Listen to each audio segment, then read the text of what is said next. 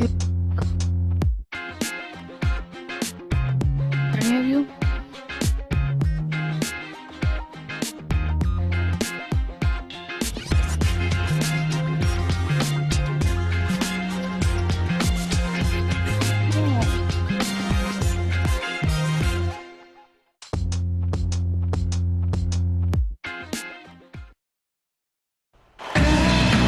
Contest here in Indianapolis. And as we start the weekend here on this Friday night, this is Kevin Harlan with Steve Kerr and Clark Kellogg welcoming you to NBA basketball on 2K Sports. You look at the Timberwolves. It's a disappointing segment of the season for this team, no doubt about it, as the losing streak has continued, guys, to grow. You know, they've looked a bit lost out there lately. I mean, they don't seem to be playing with a lot of purpose and focus and even drive. I mean, you can't just wait for good things to happen. You got to make things happen. Yeah, but I think, Clark, what's happened is they've lost some confidence. And sometimes when you do that, you end up forcing plays. So it's a delicate balance. You know, they have to regain some confidence with their attitude, with their effort. And I think things will turn, but it's going to take some work.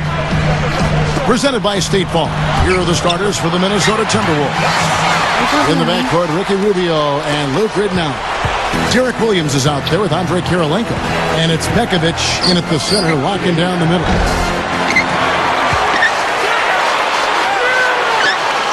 And for the Pacers, Preston Hibbert are up front.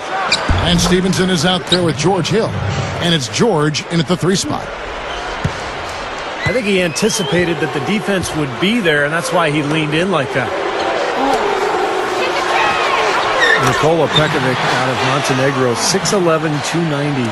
A battering ram of a big man. Loves contact, really knows how to finish inside. A nice player for the Timberwolves. Ridnour's shot is off. And that's just one of their first 4 field goals to begin this game. Hill kicks it to West. On the wing, here's George. And he throws it down with one hand. There he goes again, that lower body root canal, clearing out space under the offensive glass.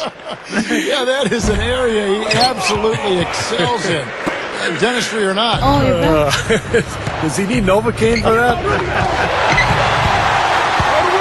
The Pacers making a switch here. Green's checked in. Out of bounds. Minnesota takes possession. Where was he going with that pass? I mean, that's just an awful turnover. So, what are you guys Timberwolves have gone just 1 of 4 to get this game started. play out, you guys? And going back to Pekovic, a great rebounder. Clark shot over 60% as well from the field. Yeah, and he's reduced his fouls as well, Kevin. That's big because that was something that kept him from playing as many minutes as he could have his rookie season.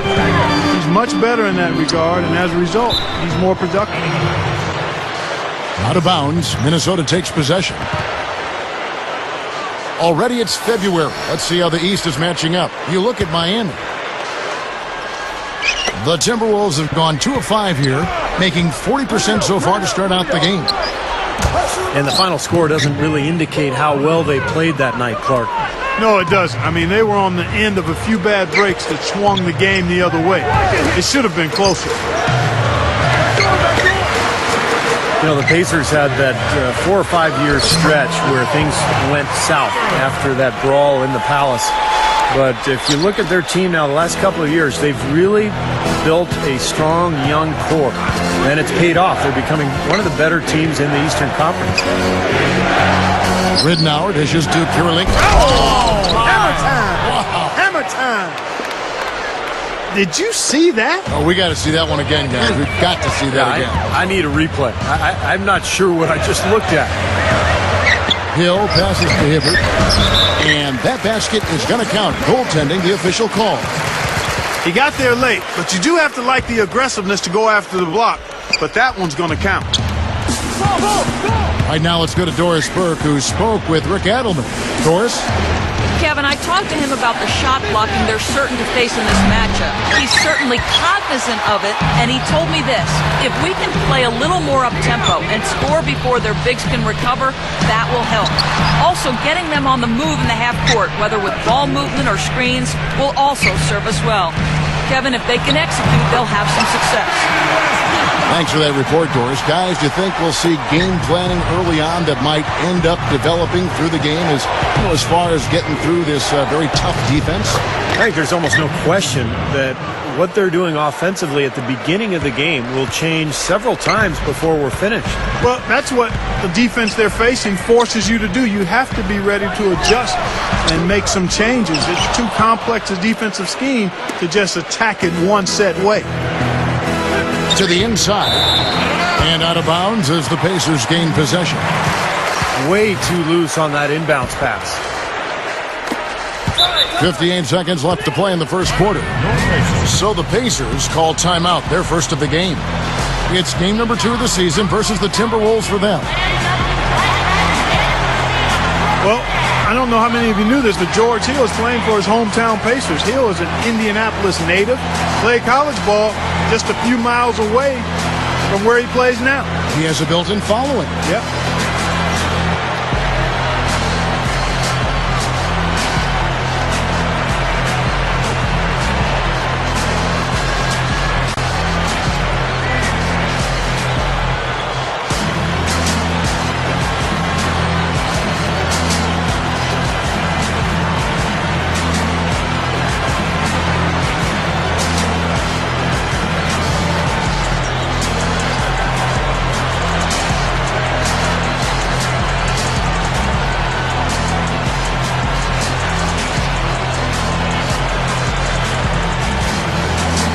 The Pacers making a change here. Mahimi's checked in. Timberwolves also changing it up. Lewis Amundsen, he's checked in for Pekovic. Steamsma comes in for Derek Williams. And Dante Cunningham subbed in for Andre Kirilenko. Here's West, and that one's good. West has got 6. And Clark, when the Pacers traded to get Hill from San Antonio, I'm sure that hometown connection, like I was just saying, played a role. Yes, it did. Steve, I think that makes it a little more comfortable when you go to a new team. Yeah, I think so. And also the Pacers were looking for players who could connect with the fans in their community. So George Hill already had that connection. So really a nice fit. And I think that's a trade that worked out well for both teams. Kawhi Leonard going to the Spurs and Hill with the Pacers. Derek Williams checked in for Minnesota. Well, at least the defender got his money's worth on that one. Yep, that was an easy whistle for the official. The Timberwolves shooting their first free throws of the game. They've really put themselves behind the 8 ball in so many of their games because they just have not been able to knock down those foul shots. Now, here's Green, and it's good. Offensively, just hammering away in the paint. And that's 10 straight points inside, too. Ridnour from outside. That one goes. Count it. Ridnour's got 6. Now Hill. Right now averaging 15 points a game. With the lead pass. No good trying to beat the buzzer. And so, both teams.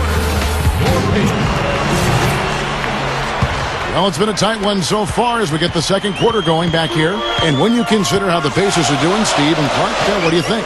It was pretty impressive the way they moved the ball, made the extra pass, and found open shooters that whole quarter. Yeah, it's been a complete team effort out there. Great to watch. And a chance here presented by Gatorade to see who's on the floor, all fueled up and ready to go for the start of the second quarter. And so in the game for the Timberwolves, in the backcourt, Ricky Rubio and Luke Ridnour. Cunningham is out there with Derek Williams. And it's Amundsen in at the pivot spot, manning the middle. And the Timberwolves making a change here. Pekovic is checked in. He's a bit short for the power forward spot, but his great leaping ability more than makes up for it. Indiana leading. Outplayed in the previous game on their schedule, losing to the Raptors. Hill kicks to Mahimi. Tries again. And that basket's going to count, folks. Gets the goaltending call right there. He thought he had that one clean, but the ref saw it differently. They'll count the basket. How about Paul George? Since he got into the NBA, he's grown a couple of inches. He's now 6'10". And as a swingman, that's just great size. Phenomenal athlete, can guard pretty much anybody on the court. Here's Williams, and he lays it straight in. Williams has got 7 points. Yeah, they're not going to miss too many of those. That's high percentage stuff there. Hill with it. Guarded now by Rubio. West dishes to Mahinmi. Green changes up. He lays it in with a soft touch. Green's got 4 points now in the quarter. And Paul George taken with the 11th pick in the 2010 NBA draft. Clark, if you look back at that class, do you think if they did it over, he'd go higher? I don't know if he would or not, but I'm certainly glad he fell where he did to number 10 and for the Indiana Pacers, because I think he's got a chance to be a star at both ends of the floor. It's a matter of commitment to the extra work and keeping his feet on the ground, staying humble and hungry. If he does that, kid's got a chance to be a special player. And Pekovic gets the whistle that time. That is his first foul of the game. George sets a screen for Hill. Pass to West. Good, and it's Hill picking up the assist. Now it's a 7-point Pacer lead. And all 10 of their last points have come inside the paint, so defensively you've got to make an adjustment. Yeah, and you got to do a little more to stop it, too. I mean, it's coming way too easy for him. At some points, you just got to buck up and say it's not going to happen. Rock that rim. Got to love that enthusiasm, folks. Not only, Clark, did he rock the rim, he decided to hang around a bit for that one, too. I love it. What a finish. That was just gorgeous. You know, guys, Minnesota coach Rick Adelman, the second most wins among active NBA coaches currently. I mean, he's 8th all-time on the wins list. But this young Minnesota team, I really think his skills as a teacher, which are outstanding, certainly come into play. He's one of the best that we've had on the sidelines in the history of the league. Indiana moving it around. 6 to shoot. Indiana needs to get a shot off. George. No good. And Minnesota now the other way. You know, Rick Adelman is really considered an offensive-minded coach, but he has had some pretty good defensive teams as well. Cunningham's shot is off. Typically, he's pretty dependable on those open jump shots. Oh, look out, man. Shake. Don't do that to him. That was fantastic. Wow. And Clark, the degree of difficulty. Major. That was amazing. Now, here's Ridnour. He's got 6. Offensive rebound. Williams passes to Pekovic. It's stolen by Green. Now the Pacers moving it up. George with the ball. It's going to be 2 free throws. Drew contact on the shot. Well, he's an exciting young player. Almost 6'10", great athleticism, length, dynamic finisher at the rim, and he can guard multiple positions defensively. And you know what, Steve? His growth defensively has been just as impressive. He uses that length to great advantage, contesting shots and coming away with deflections and steals. Tyler Hansbrough's checked in for the Pacers. Steamsma checked in for Minnesota. With the pause in the action, let's bring you the list of teams that have been lighting it up over the last 10 games. Second, the Pacers. Yeah, what an impressive run for this club. Everybody seems to be scoring well at the same time. This club is really putting up big numbers. DJ Augustine's checked in for George Hill. Timeout called the Pacers. Pacers head coach Frank Vogel took over the team on an interim basis 2 seasons ago, and the move immediately paid off for Indiana. They finished strong. They went on to have a very competitive first-round series with the Bulls, and that led to him being hired full-time. And looks to me like he's going to have a long tenure with Indiana.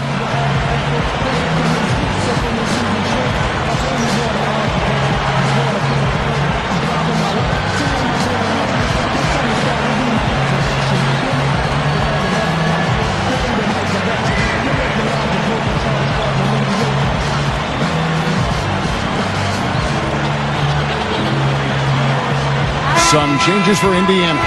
Hibbert comes in for Mahinmi. And it's McGuire in for Paul George.